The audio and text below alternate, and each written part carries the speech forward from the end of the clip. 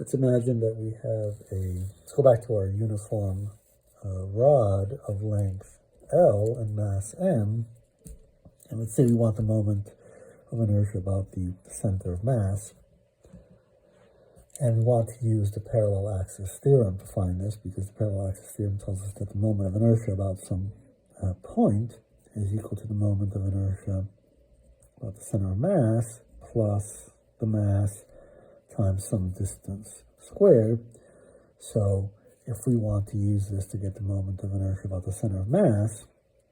usually it's the other way around. We want the moment of inertia about some other point, and we use the simplicity of the derivation of the moment of inertia about the center of mass to add to this, to add to that, to get that moment of inertia. But we're playing the other way around, because we already obtained the moment of inertia about the far end, and so we want to use this to show that it actually works to get the moment of inertia about here. This means I center of mass is equal to the IP, which in this case is going to be the far end, minus m times d squared, which in this case, well, let's just write it as d squared,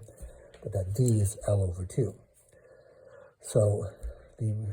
moment of inertia about the center is going to be moment of inertia about the far end, which we already found to be m times the distance squared, which in this case is L. So we divide that by 3, minus m times the distance from there to there, which is L over 2 squared, which is mL squared over 2, minus mL squared over 4. Sorry, mL squared over, this is 3, and this is 4, and so we have a common denominator of 12, and so we're multiplying this by 4 and this by 3, so it's 4 minus 3 is 1, so it's just mL squared over 12, and we can contrast that with the brute force calculation of r squared dm from, we want the moment of inertia about the center of mass, so we have dm's going from all the way over here, L over 2, to all the way over here, distance L over 2, but this is negative L over 2 and this is positive, so we're going from minus L over 2 to L over 2, which is, right, dm is m over L, minus L over 2 to L over 2, r squared dr, and so we get m over L, r cubed over 3 from minus L over 2 to L over 2, and that's m over, let's just pull the 3 out here, and so we can do L over 2 cubed minus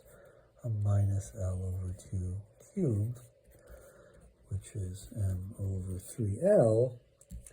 times L cubed over 8 minus a minus L cubed over 8, right, because this is minus L times minus L times minus L, and so this is m over 3L, L cubed over 8, plus L cubed over 8, which is m times, let's just write it out, 2L cubed over 8, which is m times L squared over, this is 4 times 3 is 12.